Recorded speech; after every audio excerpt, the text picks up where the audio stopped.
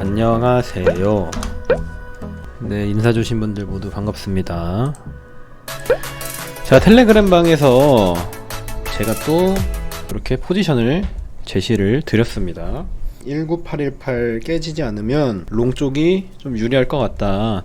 단기적으로 말씀을 드렸는데 말씀드린 지 3분 만에 이렇게 빅롱이 나와줬습니다. 제가 오늘 설명드릴 부분은 우선 제가 이 롱타점을 어떻게 봤는지 제 노하우들을 그냥 공개를 해드릴 겁니다. 무료로. 제가 설명드리는 부분들을 여러분들이 터득을 하셔서 본인들 매매에 써주시면은 좋을 것 같아요. 혹자는 또 그렇게 말을 할 수 있어요. 매매 기법 같은 거 알려주면은 사람들이 다 따라하기 때문에 내 매매 타점이나 매도 타점이 틀려질 수 있다, 이렇게 얘기를 할 수도 있는데, 사실 저는 그런 거는 뭐 크게 중요한 부분은 아니라고 생각을 해요. 매매 기법을 알려드리는 게 나쁘지 않다고 생각하는 게 뭐냐면, 어쨌든 이 시장은 계속 변화하기 때문에, 그리고 어떤 기관이 들어왔는지, 어떤 고래가 들어왔는지, 어떤 마켓 메이커, MM이 차트를 운전을 하는지에 따라서 분석을 해야 하는 기법이 다 다르기 때문에 제가 가지고 있는 걸 그냥 말씀을 드려보려고 합니다.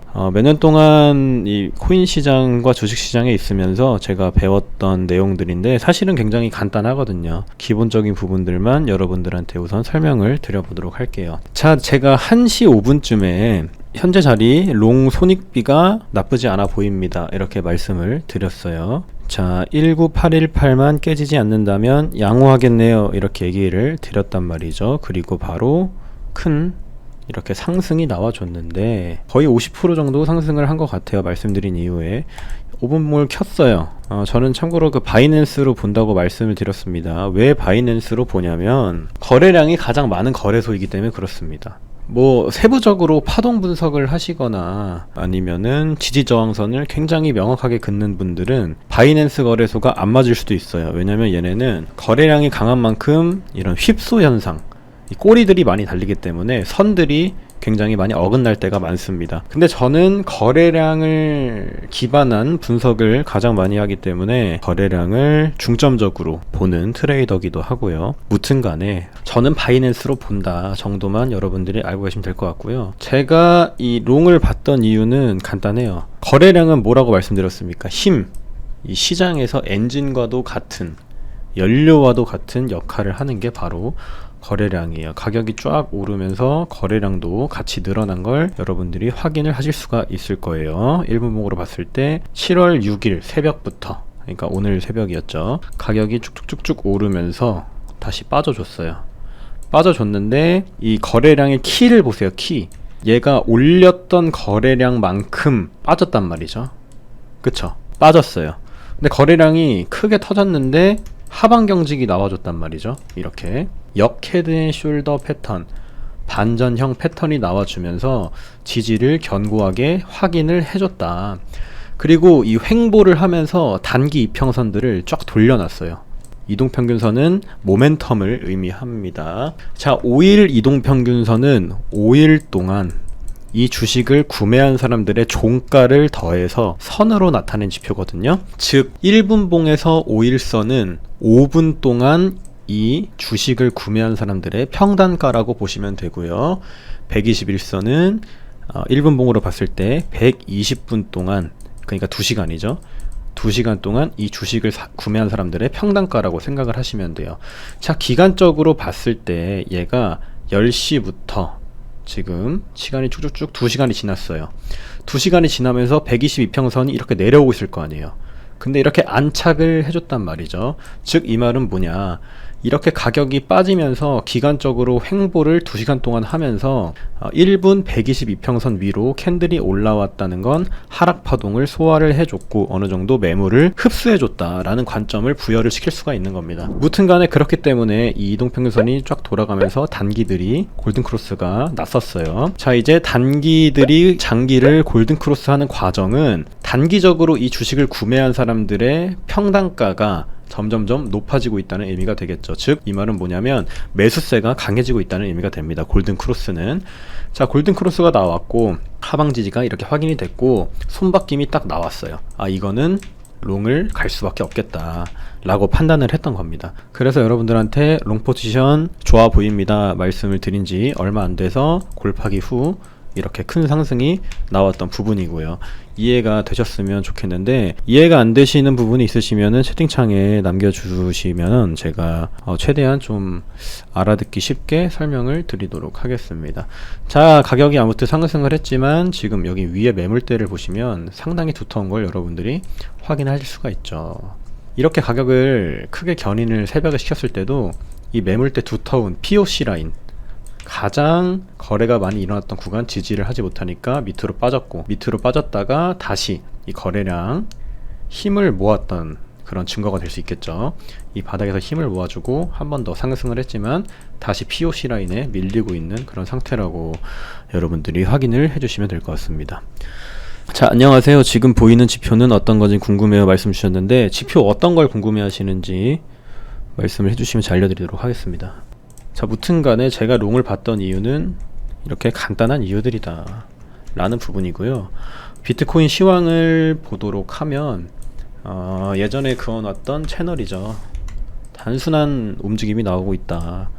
이 하락 채널 안에서 움직이는 양상인데, 보통 뭐 어떤 종목, 그러니까 코인이나 주식이나 모멘텀을 바꿀 때는 항상 이런 쌍바닥이 형성이 되게 됩니다. 보시면은 이렇게 이중바닥, 더블 바텀이라고 부르죠. 더블 바텀이 형성이 되고 이 머리 부분을 넘는 순간 이 높이만큼 올라갈 수 있어요. 그러니까 어떤 얘기냐면, 일단은 여기 쌍바닥의 길이를 재요. 이렇게 길이를 재요. 그 다음에 이 머리 부분을 돌파 자리로 잡는 거예요. 머리 부분 돌파 자리 잡았죠. 얘를 복사 붙여넣기 합니다. 여기까지. 그럼 대략적으로 이 쌍바닥 수렴을 해준 크기만큼 상방으로, 얘가 돌파를 하는 순간 상방으로 쳐줄 수 있다라는 얘기가 되는 건데, 우연치 않게도 이 채널 상단 부분과 굉장히 흡사하다, 그 구간은. 그리고 또 이 매물대 넘어가는 구간 26,000 구간과 겹치는 구간이기도 하다. 그렇기 때문에 이 상승폭은 일단 제한적으로 저는 여기 26,000 정도를 보고 있다는 말씀을 드리고요. 텔레그램 방에 올려드린 거 말씀하시는 건가요? 텔레그램 방에 올려드린 거 이거 볼린저 밴드입니다. 저는 볼린저 밴드의 가운데 선을 점선으로 써요. 왜 점선으로 쓰냐면 이 속도를 보는 거예요. 속도. 그러니까 얼마나 빠르게 가파르게 상승을 하는지. 볼린저 밴드의 점선이, 이것도 제가 진짜 알아낸 노하우인데 그냥 알려드릴게요. 알아서 쓰세요. 점선이 점점점 쭉쭉쭉쭉 줄어드는 구간은 모멘텀이 약해졌다고 봅니다. 저는 볼린저 밴드는 위아래 폭을 본다기보다 저는 이 점선 보려고 봐요. 보시면 이 점선이 빠르게 상승할 때는 점선이 벌어진단 말이죠. 이렇게. 그리고 모멘텀이 약해졌을 때는 점선이 동그라미들이 붙습니다. 이렇게. 볼린저 밴드 막 가운데 지지저항으로 쓰시는 분도 계시는데, 저는 이 속도를 보기 위해 씁니다. 추세의 속도. 저는 그렇게 보고 있다라는 얘기고, 지금 비트코인 또 눌림 줬다가 상승하는 모습이죠. 깃발형으로 아름답게 N자 파동 그리면서 상승을 해줄 수 있습니다. 그리고 제가 누누이 말씀드리는 거, 헷갈릴 땐 차트를 거꾸로 봐라. 차트 거꾸로 보면은 헤드앤숄더 모양이죠. 헤드앤숄더는 어떻게 됩니까? 하락을 이어간단 말이에요. 자, 다시 반대로 볼게요. 상승을 더 이어갈 여력도 충분하다, 이렇게 볼 수 있는 겁니다. 단기봉으로는요. 그리고 좀 중요한 추세선을 제가 또 하나 발견을 했는데, 15분 봉에서 지지가 유의미하게 나오는 구간이 있더라고요. 요렇게 이 추세를 좀 중요하게 보시는 게 좋을 것 같아요. 자, 면주님, 한길님 짱 이렇게 해주셨는데 감사합니다. 그냥 알려드리는 거예요. 저도 잘 모르는데 뭐 그래도 도움이 되셨으면 좋겠는 마음에 알려드리는 거고, 맹신은 안 하셨으면 좋겠습니다. 저도 잘 못 봅니다. 제가 잘 보면은 저기 은퇴했어요. 은퇴. 아무튼 많은 도움을 드리기 위해서 영상을 찍고 라이브를 하고 있는 거니까 너무 맹신을 하지 마시고, 제가 보여드린 분석법이 여러분들의 어떤 관점과 비슷하다고 느끼셨을 때 써먹으시면 좋을 것 같아요. 그거 말고는 없습니다. 그리고 우리가 차트를 대충 알아봤어요. 지금 일봉으로 봤을 때 이렇게 쌍바닥이 나와주긴 했다. 더블 바텀인데 문제가 뭐냐. 자, 버블 바텀을 그리고 여기서 꺾이면 안 된다는 거예요. 지금 이 매물대에서 이 매물대를 돌파해주고 이 매물대 상단에 안착을 딱 해주면 이렇게 N자 그리면서 올라갈 수 있습니다. 무튼 간에 제일 중요한 건 여기 쌍바닥의 머리 부분 헤드를 넘어서는 게 제일 중요합니다. 이렇게 가는 게 제일 아름다운 그림이겠죠. 그리고 대칭 이론으로 또 봤을 때도 대략 복사 붙여넣기 했을 때 여기 채널 우하향 채널 상단에 닿아줄 수 있다 라는 관점이 부여가 됩니다. 1000% 일주일 찍으신 분이 말씀 주셨는데 운이 좋아서 그렇게 됐던 거고요. 잘 하지는 못해요. 그냥 단순 참고만 해보시길 바랄게요. 우리가 또 거시경제를 빼놓고 할 수 없잖아요. 거시경제를 봐야 하는 이유는 뭐다? 시장의 유동성을 체크하기 위해서 거시경제를 본다 라는 건데, 어쨌든 비트코인이나 주식이나 올라가려면 유동성이라는 게 있어야 돼요. 유동성이 무슨 말이냐면 돈이라는 거죠. 시장의 현금, 시장에 머니가 얼마나 있나, 뭐 쩐들이 얼마나 골고루 준비가 되어 있나를 체크를 하기 위해서 우리가 거시경제를 본다. 이 미 증시가 경기 침체 우려감에 급락으로 또 시작을 했어요. 근데 장중에 하락폭을 축소하면서 다시 원래대로 그 하락폭을 돌려놓는 그런 과정을 겪었습니다. 경기 침체 우려에 국제 유가까지 폭락하며 정유주도 급락을 했고요. 원유뿐만 아니라 금속, 곡물의 선물 가격도 다 하락을 했단 말이죠. 원자재가 급락한다는 건 왜 좋은 거냐면 인플레이션에 베팅한 돈이 빠진다는 걸 의미합니다. 그러니까 원자재 가격이 올라가는 건 인플레에 베팅하는 사람들이 늘어난다는 얘기예요. 근데 원자재 가격이 하락한다는 건 인플레가 꺾일 거라고 보는 사람들이 많아진다는 얘기겠죠. 그러니까 우리가 이게 경제도 포괄적으로 생각을 할 필요가 있는 게 뭐냐면, 원자재 가격이 올라가고 인플레 베팅하는 사람들이 늘어날수록 주식시장에서 돈이 빠지고 채권이나 원자재 쪽으로 수급이 쏠립니다. 시장에 있는 돈은 어차피 한정적이기 때문에 계속 돌아요. 내부에서 순환을 한다는 얘기죠. 아무튼 간에 이 인플레가 잡히지 않고 원자재가 오르게 되다 보면 수급이 이쪽으로 쏠리면서 주식시장은 하락을 하게 됩니다. 반면에 지금 원자재 가격이 떨어졌어요. 근데 인플레가 꺾일 거라고 보고 거기서 돈을 빼는 거예요. 사람들이 돈을 빼고 다시 위험자산으로 돈을 옮기게 된다. 돈에도 인격이 있다고 보시면 좋아요. 뭐랄까, 자기만의 그런 생각이 있다. 그냥 막 소비를 하는 경우가 있어요. 그죠? 제가 돈 관련된 책을 좀 많이 읽었어서 그냥 말씀드리는 거예요.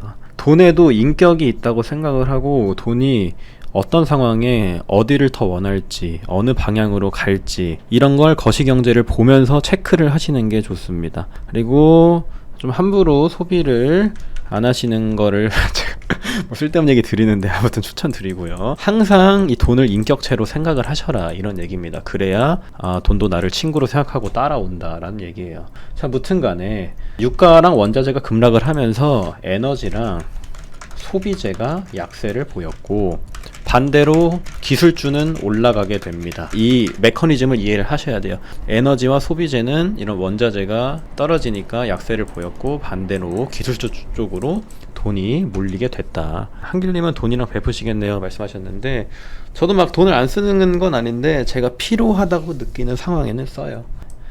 필요하다고 느끼는 상황엔 사람한테 말했습니다. 사람을 사는 게 제일 중요하니까. 나스닥 지수가 빠지면서 비트가 빠졌는데, 나스닥이 오르면서 또 비트가 올랐어요. 비트랑 나스닥은 한 몸이다. 단기 분봉은 따로 국밥인데, 이 따로 국밥도 사실은 치면은 그냥 국밥이에요. 예. 단기 분봉은 따로 국밥이라 반대로 갈 때가 많은데, 디커플링 갈 때가 많은데, 따로 국밥도 결국에는 같이 먹죠. 말아 먹죠. 나스닥 방향 따라간다 이겁니다. 경제가 아무튼 완만하게 좀 풀어지려고 해요. 원자재가 떨어지면서. 지금은 원자재 가격이 살살살 잡히는 과정 중에 이제 뭐가 남았냐, 긴축만 좀 줄이면 된다. 금리 인상만 이렇게 속도를 내려주면 베스트라는 얘기입니다. 베스트. 차트 해석은 논리적이신데 문과적인 해석 너무 좋아요. 이렇게 한길리 문과인가요? 네, 저 문과입니다. 문과. 옛날엔 또 공부를 잘했어요. 제가 초등학교 때 영재대회도 나갔었습니다. 수학 대회도 나갔고요. 메달도 받은 적이 있어요. 자, 죄송합니다. 쓸데없는 얘기해서. 자, 무튼 간에 경기 침체 우려가 현실화가 되고 있는데 저기 원자재는 잡히고 있어서 혼조세다. 혼조세로 시장이 뒤엉키고 있는 상황이다. 이렇게 보시면 될 것 같습니다. 인플레이션이 완화가 되려면 우리가 가장 기대해 봐야 될 건 CPI 지수겠죠. CPI 지수에 주목을 하시고요. 소비자 물가 지수가 실제로 인플레가 잡히고 있는지 아니면 더 올라가는지를 나타내주는 지표라고 제가 방송마다 말씀을 드립니다. 이 CPI를 잘 살펴보시길 바라겠습니다. ECB에서 기준금리 인상을 검토를 하고 있습니다. 근데 유로존 국가들이 체력이 다 똑같지가 않아요. 각 국가마다 버틸 수 있는 그런 힘이 다르단 말이에요. 경제 상황도 다르고. 그러니까 제로금리를 취하면서 간신히 좀 버티고 있는 국가들이 있는데 어제 독일 지수가 엄청 떨어졌을 거예요. 제가 알기로. 독일 지수나 프랑스처럼 인플레가 심한 나라들은 당장 이걸 해결해야 되다 보니까 금리를 막 올릴 수밖에 없는 상황이에요. 아무튼 ECB에서 금리를 올리면은 다 따라가야 됩니다. 기준금리를 올리면 동일한 금리를 인상을 시켜야 되는데 독일이나 프랑스 같은 나라는 지금 인플레가 너무 강해서 따라갈 수가 없다. 그래서 그 부담감이 유로존, 유럽 시장 지수에 영향을 미치고 있다. 그래서 유럽 시장 지수들이 많이 빠졌어요. 그 금리를 동일하게 올릴 수가 없는데 기준금리 올리라고 하니까 이게 미쳐 팔짝 뛰는 노릇인 거죠. 힘든 상황이에요. 이 유럽의 상황도 조금 잡힐 필요가 있다라는 얘기고요. 단편적으로 우리가 미국 증시 상황만 볼 게 아니라 유로존도 좀 체크를 해야 된다는 얘기인데 사실 여러분들이 다 직장 다니시고 바쁜 상황에 어떻게 저기 기웅님이 또 1,000원을 아이스크림 사 먹으라고 1,000원을 주셨습니다. 감사합니다. 유로존도 살펴보셔라. 근데 제가 여러분들이 시간 없으니까 제가 알려드리겠다는 얘기입니다. 그리고 제가 여기 포지션 드렸던 거 웬만하면은 거의 다 저기 수익이 났습니다. 여러분들 숏 뭐 잡았다 하고 반익반본 하라고 말씀드렸는데 이때도 거의 20-30% 나왔다가 저는 본절에 또 터치가 돼가지고 종료가 되긴 했는데 그리고 제가 좋아요 누른 거는 그냥 귀엽게 봐주시면 될 것 같아요. 좋아요 많아 보이게 하려고 한 거니까. 네, 메타모님 안녕하세요. 반갑습니다. 무튼간에 오늘도 운이 좋게 이렇게 빅롱을 또 맞췄다. 지금 같은 이런 혼조세 시장에서는 그냥 차트만 보고 매매를 하는 게 제일 좋을 것 같아요. 제 생각에는. 반본 하시는 이유도 궁금해요. 그러니까 반본을 왜 하냐면 예를 들어서 내가 정한 목표 수익률이 있어요. 그게 80%예요. 80%. 근데 여기까지 전량을 다 가져가기에는 리스크가 크단 말이에요. 특히 선물 시장은 30배를 쳤을 때 1%에 30%가 움직이는 거기 때문에 수익이 나다가도 금방 손절이 나갈 수가 있습니다. 예를 들어서 내가 목표치를 정한 게 요렇게 뭐 여기까지 잡았어요. 예를 들어 20503까지 잡았어요. 목표치를. 레버리지를 30배 곱한다고 했을 때 한 110% 되겠죠. 110%까지 잡았는데 여기까지 올라왔을 때 반만 익절을 하는 거예요. 반만. 목표치에 도달하기 조금 전에 뭐 한 중간 정도 올랐을 때 반만 익절하시든가. 이 주가라는 거는 등락이 항상 있기 때문에 언제 내 손절가를 터치하고 올라갈지를 몰라요. 그래서 반을 익절하면 일단은 수익이에요. 그죠? 일단 수익이야. 그리고 떨어져서 손절이 됐어요. 그래도 수익인데 이거 다 먹겠다고 냅두다가 이 내려오는 파동에 손절 나간다는 겁니다. 이해되셨죠? 그래서 내가 일단 이득 보고 있는 거는 반은 지켜요. 그 다음에 내 본절가로 왔을 때 터치되면 다시 잡으면 되죠. 근데 이거를 한 번 한 번에 나는 100% 먹어야지 200% 먹어야지 라고 생각을 한다는 게 좋지 않다는 겁니다. 항상 리스크 관리를 하셔야 돼요. 이 시장에서는. 이해되셨죠? 이거를 다 먹을 생각을 하지 마시고 익절 좀 하고 나 이제 먹을 만큼 익절했으니까 뭐 예를 들어 $200 먹었어요. $200면은 하루에 지금 환율이 1,300원이니까 얼마입니까? 26만 원인가? 아무튼 간에 그 정도 먹었으면 하루 일당은 충분히 나오잖아요. 하루 일당 나왔으면은 반 익절하고 뭐 더 올라가면 땡큐인 거고 내가 정해준 목표치까지. 그게 아니면은 본절에 그냥 손절 나가게 해서 내 수익금 원금을 지키면 좋은 거니까 반익반본을 합니다. 좋은 노하우 아낌없이 알려주셔서 감사합니다. 노하우라고 할 건 없고요. 그냥 제가 경험했던 거예요. 하시다 보면은 그냥 다 자연스럽게 알게 되는 거라 뭐 이렇게 거창한 노하우라고 할 건 없습니다. 사실 운이 아니라 실력이시죠. 항상 도움 주셔서 감사합니다. 실력 운이라고 생각해요. 운이라고 생각해요. 저는 목이 막 매네. 아무튼간에 네, 이해했어요. 목표치의 반 왔을 때 익절하고 나머지 반은 더 높이 팔거나 본전에 판다는 거죠. 이해 쏙쏙 되네요. 네, 그렇게 해주시면 됩니다. 마진만 하시나요? 말씀 주셨는데 지금은 마진밖에 못해요. 현물을 사면은 바보입니다. 바보. 어쨌든 이 비트코인도 우리가 코인 하면 떠오르는 게 비트코인이잖아요. 그죠? 그리고 시가총액도 모든 코인 중에 가장 높아요. 암호화폐 시장에서 지수와도 같은 역할을 해준다. 얘가 그니까 뭐라고 해야 될까?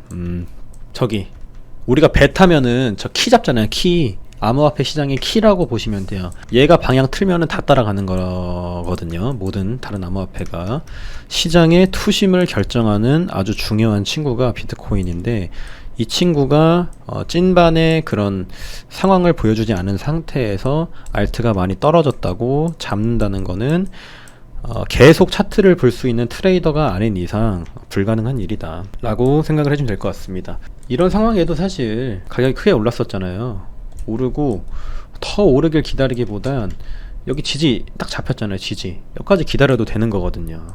이렇게 했다가 떨어지고 지지 받는단 말이에요. 여기서 달리는 말에 올라타지 맙시다. 지금 시점은 롱 잡기 괜찮은 자리인가요? 일단은 한번 이렇게 원 모양 이게 그릇 모양으로 바닥을 다져주고 시세 분출했다가 빠졌는데 들어온 거래량이 다 빠지진 않았어요. 그죠?